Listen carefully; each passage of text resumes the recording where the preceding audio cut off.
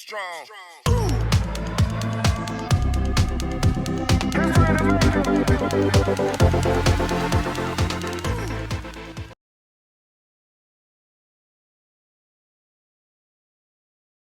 Unfocused or overwhelmed. There are a few things. First, I have a short checklist. Am I eating enough? All right, so it's very fashionable with intermittent fasting to skip breakfast, skip that meal, skip another meal. For myself, I've realized unless I am in ketosis, unless I am on a ketogenic diet or fasting or have ketones in my blood, which is an alternate fuel to glucose, I need to eat.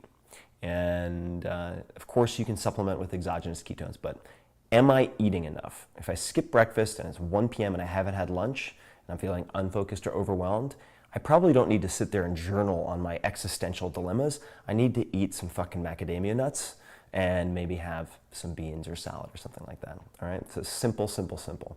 The second would be, am I consuming too much caffeine?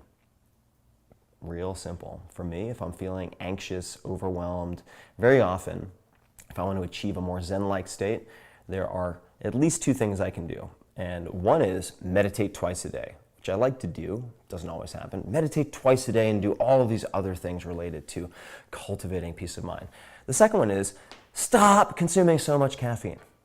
All right, real simple. Then last are a few tactical and strategic questions. And being overwhelmed and unfocused, I think, are quite different things, typically. Sometimes they come along together. There are 2 questions, or I should say 2 pairs or groups of questions that I use a lot. The first one is an 80-20 analysis, and there are 2 questions as part of that.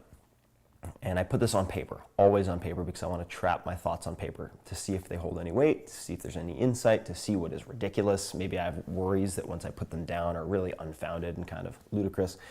First question is, what are the 20% of activities or people that are producing 80% or more of the results and positive emotional states that I want? The positive emotional states part is really important. All right, so you spend 1 or 2 pages on that. The second part is the opposite. What are the 20% of activities, responsibilities, or people that are producing 80% or more of the pain, the headache, and the negative emotional states that I would prefer not to have? Do another page or 2. And then the last question, if you're engaged with a specific project or relationship, could be anything really, is very simple. It's what would this look like if it were easy?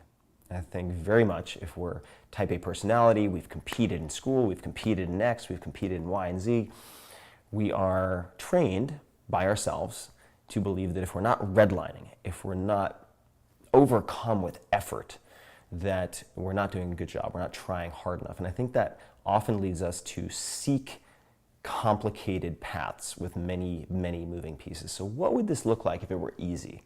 So for instance, if I'm having trouble with a book and I have 3 months left to write it, I'll ask myself, what would this look like if it were easy? What if I had to finish this book in a week? If I had a gun to my head, or a gun to my dog's head, poor Molly, and I had to save Molly, what would I do? All right, you have a week, that's it, period. How would you write this book? And that gets rid of a lot of fluff. And I start to say, all right, well, how could I use money instead of time to fix this problem? How could I ask other people for help instead of trying to do it all myself in this situation? What would this look like if it were easy?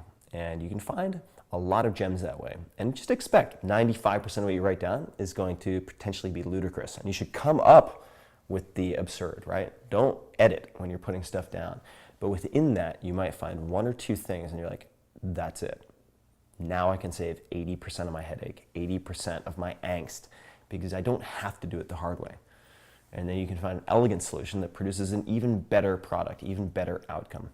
So those are a few of the things that I regularly do when I'm feeling overwhelmed or unfocused or distracted.